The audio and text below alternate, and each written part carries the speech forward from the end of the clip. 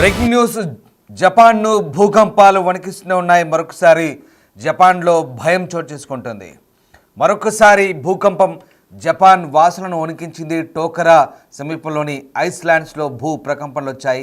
Richter స్కేల్పై 4.6 తీవ్రతతో భూకంపం సంభవించింది. సుమారు భూమి పొరలకు 30 కిలోమీటర్ల లోతులో ఏర్పడినట్టు తెలుస్తుంది. జూలై 5 తెల్లవారు 3:44 సమయంలో ఈ భూ ప్రకంపనలు సంభవించాయి. భూకంపం ఎప్పుడు వస్తుందో ఊహించడం అసాధ్యమంటూ శాస్త్రవేత్తలు చెప్తున్నారు. ఇటు ర్యూక్యూ దీవుల్లో 5.4 తీవ్రతతో మరో భూకంపం వచ్చింది. దీని లోతు 10 కిలోమీటర్లుగా గుర్తించారు. జూన్ 21 నుంచి ఇప్పటి వరకు ఈ ప్రాంతంలో సుమారు 1000 భూకంపాలు సంభవించినట్లుగా సమాచారం. భూకంపం సంభవిస్తున్నప్పటికీ సునామీ హెచ్చరికలు లేవంటూ శాస్త్రవేత్తలు అయితే చెప్తున్నారు. మరోవైపు జ్యోతిష్య శాస్త్రవేత్త అయినటువంటి బాబా వాంగ్ జోస్యంపై సర్వత్రా ఉత్కంఠ నెలకొంటుంది. సాధారణం కంటే ఈ క్రమంలోనే టోకరా సమీపంలోని ప్రజలను సురక్షిత ప్రాంతాలకు తరలిస్తున్నారు అధికారులు. ఫిలిప్పీన్స్ మధ్య సముద్రంలో అలజడి రేగుతోంది. భూకంపం సంభవిస్తే తీవ్ర వినాశనం తప్పదంటూ అధికారులు అయితే చెప్తున్నారు. సమయం గడుస్తున్న కొద్దీ భయం పెరుగుతోంది. దీంతో అటు ప్రజలు బిక్కుబిక్కుమంటూ గడుపుతున్నారు. ఇప్పటివరకు ఎలాంటి హెచ్చరికలు అధికారులు అయితే జారీ చేయని పరిస్థితి కనబడుతుంది. మరోవైపు ఇటు భూకంప భయంతో ప్రజలైతే వణికిపోతున్న పరిస్థితి. ఎప్పుడు ఏం జరుగుతుందోనన్న టెన్షన్తో ప్రజలు భయాందోళనకు గురవుతున్నారు. ఇక ప్రసిద్ధ కాలజ్ఞాని తుత్సుకి అలియాస్ బాబా వాంగ్ చెప్పినటువంటి అంశాలతో ఓ భారీ సునామీ రాబోతుంది, లేదా భారీ ఏదో ఉత్పన్నం రాబోతుందనే ఒక అంచనాల నడుమ ఏం జరగబోతుందనే టెన్షన్ కూడా ప్రస్తుతం ప్రజల్లో నెలకొంది. ఏదో జరగబోతుందనే ఒక ఉత్కంఠ కొంతమందిని అయితే మానసికంగా వేధిస్తున్న పరిస్థితి. కానీ శాస్త్రవేత్తలు మాత్రం అదేంటి పూర్తి స్థాయిలో దానికి శాస్త్రీయ నిరూపణ లేదని, ఇవన్నీ కూడా నమ్మాల్సిన అవసరం లేదంటూ కొట్టిపారేస్తున్నారు. దీనికి ఎలాంటి ప్రాక్టికల్ రుజువు ఏది లేదంటూ కూడా శాస్త్రవేత్తలు చెప్తున్నారు. సాధారణంగా జపాన్ అనేది భూకంపాల జోన్లో ఉంది. ఎక్కువగా సెస్మిక్ యాక్టివిటీ ఉంటుంది. కాబట్టి రింగ్ ఆఫ్ ఫైర్ ప్రాంతంలో ఉన్న జపాన్లో సాధారణంగా భూకంపాలు సంభవిస్తాయని చెప్తుంటారు. ఎక్కువగా ప్రపంచవ్యాప్తంగా భూకంపాలు సంభవించే ప్రాంతాల్లో దాదాపు 7 టాప్ 7 ప్లేసెస్లో జపాన్ మొదటి స్థానంలో ఉంది. అలాంటి జపాన్ ఐలాండ్స్లో సాధారణంగా ప్రతి ఏడాది 1500కు పైగానే భూకంపాలు సంభవిస్తాయని చెప్తుంటారు. కానీ ఈసారి మాత్రం గడిచిన 15 రోజుల్లో కేవలం 15 రోజుల్లోనే 1000 భూకంపాలు పైగా సంభవించాయి. అవి కూడా 5.5 రెక్టార్ స్కేల్ వరకు కూడా నమోదైన పరిస్థితి కనబడుతుంది. అంతే 5 కంటే ఎక్కువ తీవ్రత 5.5 మ్యాగ్నిట్యూడ్తో ఇప్పటివరకు భూకంపాలు సంభవించాయి. 1000 భూకంపాలు సంభవించినట్టు చెప్తున్నారు. ఇప్పటికే టోకరా ఐస్లాండ్స్ని పూర్తిగా ప్రజలను అక్కడ ఉన్నటువంటి ప్రజలను ఖాళీ చేయించారు. మొత్తం 12 దీవులు ఉన్నటువంటి టోకరా దీవుల్లో దాదాపు 7 మాత్రమే ప్రజలు నివసిస్తున్నారు. ఆ 7 కూడా మొత్తం 700 మంది ఉంటారు. అక్కడ ఎక్కువగా పర్యాటకులు వెళ్తుంటారు. ఆ ప్రాంతానంతా కూడా ఇప్పుడు పర్యాటకులు ఎవరు రావద్దంటూ సూచిస్తున్నారు. ఆ ప్రాంతం అంతా కూడా పర్యటనలు రద్దు చేసుకుంటున్నారు. ఉన్న ప్రజలు కూడా అక్కడి నుంచి ఖాళీ చేస్తున్న పరిస్థితి కనబడుతుంది. ఇంకా ముఖ్యంగా అక్కడ ఉన్నటువంటి ప్రాంతవాసులంతా కూడా బిక్కుబిక్కుమంటూ గడుపుతున్నారు. ఇప్పటివరకైతే సునామీ హెచ్చరికలు అయితే ఇంతవరకు అధికారులు అయితే జారీ చేయలేదు. తాజాగా నైరుతి జపాన్లోని ద్వీపాల్లో 5.4 తీవ్రతతో భూకంపం అయితే సంభవించింది. ఇది కొంతమంది నివాసితులను ఖాళీ చేయమని ప్రేరేపించిన వరుస ప్రకంపనలో తాజా భూకంపం చెప్పవచ్చు. టోకరా ద్వీప గొలుసుల్లో ఉదయం 6:29 దాదాపు 19 కిలోమీటర్ల లోతులో భూకంపం సంభవించింది. అయితే సునామీ హెచ్చరికలు అయితే జారీ చేయలేదని జపాన్ వాతావరణ సంస్థ అంటుంది. జపాన్ భూకంప తీవ్రత స్కేల్లో 7లో దీని తీవ్రత 5 కంటే ఎక్కువగా ఉంది. భూకంపం యొక్క తీవ్రత అలాగే ఆ భూకంపం యొక్క లోతు వరుసగా 5.3 అలాగే 20 కిలోమీటర్ల లోతుకు సవరించబడ్డ పరిస్థితి కనబడుతుంది. సో మొత్తం మీద వరుస భూకంపాలతో ఒక్కసారిగా ప్రజలైతే వణుకుతున్న పరిస్థితి కనబడుతుంది. బలమైన భూకంపాలు మరికొంతకాలం కొనసాగే అవకాశం ఉన్నందున ఇల్లు కూలిపోయే అవకాశం ఉందని, కొండ చర్యలు విరిగిపడే అవకాశం ఉందని వాతావరణ శాఖ అధికారులు అలాగే కొన్ని ఏజెన్సీలు హెచ్చరిస్తున్నాయి. జూన్ 21 నుండి టోకరా ద్వీప గొలుసు ప్రాంతంలో గుర్తించిన భూకంపాల సంఖ్య 1000 దాటింది. జూలై 3న జపనీస్ స్కేల్లో 6 కంటే తక్కువ తీవ్రతతో 5.5 తీవ్రతతో ప్రకంపనలు ఆ ప్రాంతాన్ని కుదిపేశాయి. ఇక ఈ కాలంలో తీవ్ర ప్రకంపనలు ఎదుర్కొన్న అకుసేకి ద్వీపం నుంచి జూలై 4న ఫెర్రీ ద్వారా క్యూషు ప్రధాన ద్వీపంలోని కగోషిమాకు దాదాపు డజన్ మందికి పైగా నివాసులను తరలించినట్టుగా చెప్తున్నారు. సో మొత్తం మీద ఆ ప్రాంతం అంతా కూడా ప్రస్తుతం జనాల్ని ఖాళీ చేస్తున్న పరిస్థితి కనబడుతోంది. గురువారం నాడు సంభవించిన బలమైన భూకంపం తర్వాత జపాన్ అధికారులు ఒక చిన్న దక్షిణ ద్వీపంలోని దాదాపు 100 మంది నివాసితులను ఖాళీ చేయాలని కోరారు. ఈ ప్రాంతంలో 1000 కంటే ఎక్కువ ప్రకంపనలు సంభవించాయి.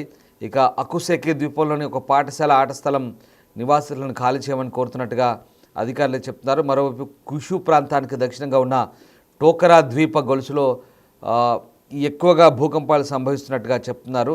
నివాసితులందరూ సురక్షితంగా ఉన్నారని నిర్ధారించిన తర్వాత తరలింపు సూచనను ప్రస్తుతం అక్కడ ఎత్తివేసినట్టుగా తెలుస్తుంది. ఇక 5.5 మ్యాగ్నిట్యూడ్తో తీవ్ర భూకంపం అయితే సంభవించింది.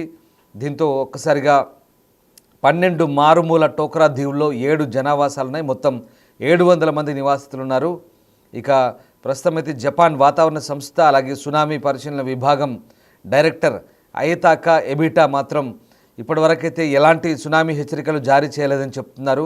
భూకంపాలు బలంగా ఉన్న ప్రాంతాల్లో ఇల్లు కూలిపోయే ప్రమాదం ఉంది కాబట్టి, కొండ చర్యలు విరిగిపడే ప్రమాదం ఉంది కాబట్టి జాగ్రత్తగా ఉండమని సూచిస్తున్నారు. భవిష్యత్తులో ఇలాంటి తీవ్రతతో కూడిన భూకంపాల గురించి జాగ్రత్తగా ఉండమంటూ చెప్తున్న పరిస్థితి కనబడుతుంది. ఇక పసిఫిక్ రింగ్ ఆఫ్ ఫైర్ పశ్చిమ అంచున ఉన్న 4 ప్రధాన టెక్టోనిక్ ప్లేట్లపైన కూర్చున్న జపాన్ ప్రపంచంలోనే అత్యంత భూకంప చురుగ్గా ఉండే ప్రదేశాల్లో ఒకటిగా చెప్తారు. సో దాదాపు 125 మిలియన్ల మందికి నివాసంగా ఉన్న ఈ ద్వీప సమూహం సాధారణంగా ప్రతి సంవత్సరం 1500 భూకంపాలను అనుభవిస్తుంది. అలాగే ప్రపంచంలోని భూకంపాల్లో 18% వరకు ఉంటుంది. 2011లో 9 మ్యాగ్నిట్యూడ్ తీవ్రతతో వచ్చిన భూకంపం సునామీకి దారితీసింది. దీని ఫలితంగా దాదాపుగా 18,500 మంది మరణించారు. అలాగే ఫుకుషిమా అణు విద్యుత్ ప్లాంట్లో వినాశకరమైన యురేనియం కరిగిపోవడానికి కారణమైంది. ఇక భూకంపాలను అంచనా వేయడం చాలా కష్టంగా చెప్తున్నారు. కానీ జనవరిలో ఒక ప్రభుత్వ ప్యానెల్ రాబోయే 30 సంవత్సరాల్లో జపాన్ వెలుపల ఉన్న నాన్కై ట్రఫ్లో పెద్ద భూకంపం సంభవించే సంభావ్యతను దాదాపు 80% వరకు పెంచుతోంది. మార్చిలో ప్రభుత్వం ఒక కొత్త అంచనాను విడుదల చేసింది. మెగా భూకంపం అలాగే సునామీ దాదాపు 2,98,000 మరణాలకు అలాగే దాదాపు 2 ట్రిలియన్ల వరకు కూడా నష్టానికి కారణమవుతుందని చెప్తున్నారు. సో ఈ వారం ప్రభుత్వం ఒక నివేదిక విడుదల చేసింది. అటువంటి మెగా భూకంపానికి సిద్ధం కావడానికి ఇంకా చాలా ఏర్పాటు చేయాల్సి ఉందని చెప్తున్నారు. సో సోషల్ మీడియా ద్వారా పెద్ద భూకంపం వచ్చే అవకాశం ఉందని వ్యాపించిన నిరాధారమైన భయాల కారణంగా కొంతమంది విదేశీ పర్యాటకులు జపాన్కు రావడానికి అయితే ప్రస్తుతం వెనుకాడుతున్నారు.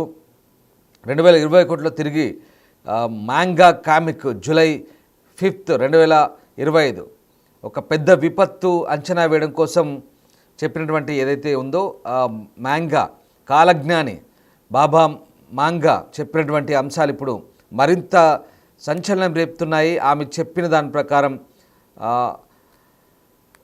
నేను చూసిన భవిష్యత్తు అంటూ ఆమె సొంతంగా ఒక పుస్తకం రాశారు. ఆ పుస్తకంలో జపాన్లో ముఖ్యంగా పసిఫిక్ మహాసముద్ర తీర ప్రాంతంలో ఒక భారీ సునామీ రాబోతుందంటూ మాంగా ఆర్టిస్టు బాబా మాంగా చెప్పిన అంశాలు ఇప్పుడు మరింత సంచలనం రేపుతున్నాయి.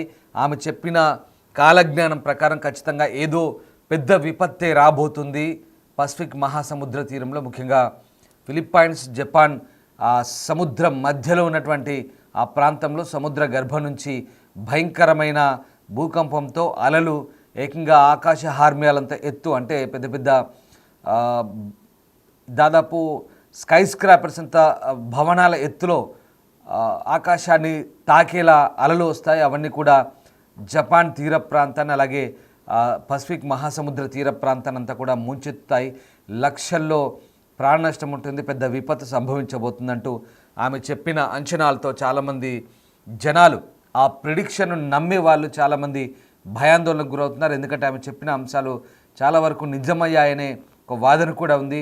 ముఖ్యంగా బ్రిటిష్ యువరాణి డయానా చనిపోతుందంటూ ఆమె చెప్పడం, అది నిజమవడం, ఒక నల్ల జాతీయుడు అమెరికాకు అధ్యక్షుడు అవుతాడని చెప్పడం, బరాక్ ఒబామా ప్రెసిడెంట్గా అమెరికాకు అధ్యక్షుడు అవడం, అలాగే కరోనా లాంటి విపత్తు ఒకటి ప్రపంచాన్ని వినాశనం చేయబోతుందంటూ ఆమె చెప్పిన అంశం.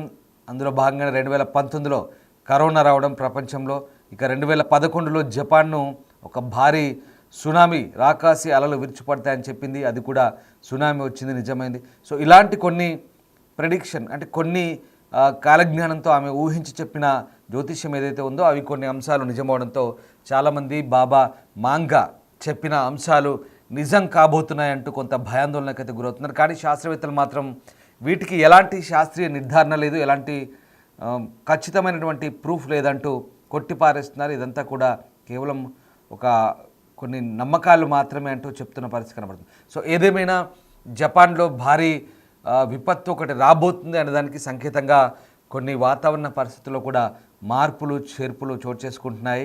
అందుకు తగ్గట్టుగానే పసిఫిక్ తీర ప్రాంతంలో భారీ మేఘాలు కమ్ముకుంటున్నాయి. జాయింట్ క్లౌడ్ ఒకటి ఏర్పడింది. అలాగే ఆ ప్రాంతంలో సముద్రం అల్లకల్లోలంగా కూడా తయారవుతుంది.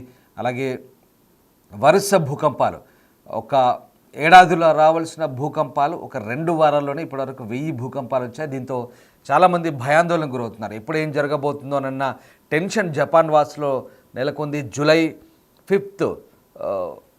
5కు సంబంధించి ప్రస్తుతం సోషల్ మీడియాలో ఒక ట్రెండింగ్ నడుస్తుంది. ఒక డిజాస్టర్ అంటూ జూలై 5 డిజాస్టర్ అంటూ ఒక ట్రెండింగ్ అయితే నడుస్తుంది సోషల్ మీడియాలో.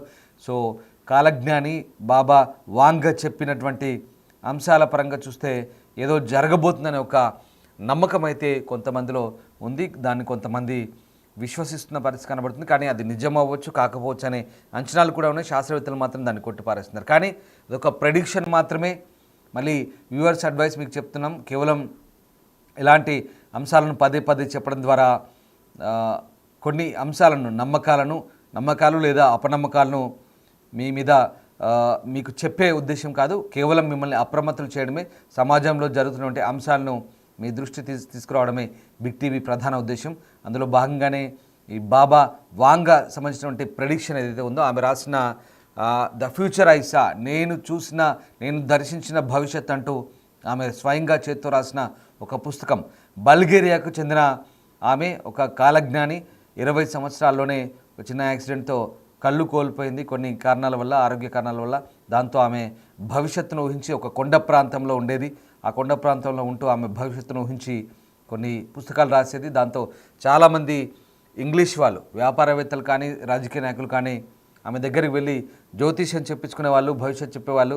ఆమె చెప్పిన అంశాలు చాలా వరకు నిజమవుతుండడంతో ఆమెను నమ్మిన వాళ్ళు కూడా వేల సంఖ్యలో, లక్షల సంఖ్యలో ఉన్నారు. ముఖ్యంగా పాశ్చాత్యులు సాధారణంగా ఇలాంటి నమ్మరు. కానీ చాలామంది వెళ్ళి ఆమె దగ్గర జ్యోతిష్యాన్ని, భవిష్యత్తును చెప్పించుకోవడంతో చాలా పాపులర్ అయింది. ఆ రకంగా కాలజ్ఞానిగా పోతులూరి వీరబ్రహ్మేంద్ర స్వామి, సరిగ్గా వీరబ్రహ్మేంద్ర స్వామిలాగా ఆమె కూడా ఒక కాలజ్ఞానిగా అవతరించింది. దీంతో ఆమె చెప్పిన దాంట్లో ఈ జపాన్ సునామీ రాబోతుంది, ఏదో భూకంపం ఉండబోతుందనే ఒక భారీ హెచ్చరికలు కూడా ఉన్నాయి. దాంతో చాలామంది జూలై 5న ఏదో జరగబోతుంది జూలై మాసంలో అనే ఒక ట్రెండింగ్ అయితే ప్రస్తుతం కొనసాగుతుంది. సరే, అది నమ్మకపోవడం వాళ్ళ విచక్షణ బట్టి ఆధారపడుతుంది. మళ్ళీ చెప్తున్నా, వ్యూవర్స్ అడ్వైస్, ఇదొక కేవలం ఇలాంటి వార్తల గురించి పదే చెప్పడం ద్వారా మిమ్మల్ని అప్రమత్తులు చేయడమే మా ప్రధాన ఉద్దేశం. సో వాటెవర్ ఏమైనప్పటికీ కూడా జపాన్లో భారీ భూకంపాలు అయితే సంభవిస్తున్నాయి. వరుస భూకంపాలతో జపాన్ వణికిపోతుంది. మళ్ళీ నైరుతి జపాన్లో 5.5 మ్యాగ్నిట్యూడ్తో ప్రస్తుతానికైతే టోకరా దీవుల్లో భారీ భూ ప్రకంపాలు సంభవించాయి. ప్రస్తుతానికి ఆ ప్రాంతాన్నంతా కూడా ఎవాక్యువేట్ చేస్తున్నారు, ఖాళీ చేస్తున్నారు, సురక్షిత ప్రాంతాలకు తరలిస్తున్నారు. ట్రావెలర్స్ని, ముఖ్యంగా టూరిస్టులని, సందర్శకులను ఎవరిని కూడా ప్రస్తుతం అక్కడికి అలౌడ్ చేయట్లేదు. ఆ భయంతో, ఏదో జరగబోతుందనే ఒక పుకార్లతో, భయంతో కూడా ప్రస్తుతానికి జనాలు కూడా ఎవరు అక్కడికి వెళ్ళట్లేదు. దాదాపుగా విదేశీ ప్రయాణికులంతా కూడా ప్రయాణాలు రద్దు చేసుకున్నారు. ఆ ప్రాంతం అంతా కూడా ప్రస్తుతం చాలా అలర్ట్గా కొనసాగుతుంది. కానీ ఇప్పటివరకైతే ఆశ్చర్యకరంగా అక్కడ ఎలాంటి సునామీ హెచ్చరికలు కూడా జారీ చేయని పరిస్థితి. చూడాలి, అధికారులు ఇంకా ఆ ప్రాంతానికి సంబంధించి జపాన్లో ఇంకా భూకంపానికి సంబంధించిన శాస్త్రవేత్తలు అధ్యయనం చేస్తున్నారు. ప్రస్తుతానికైతే ఎప్పటికప్పుడు అబ్జర్వ్ చేస్తున్నారు, ఎప్పటికప్పుడు ప్రజలకు అప్రమత్తులు చేస్తూ సలహాలు సూచనలు అందిస్తున్నారు.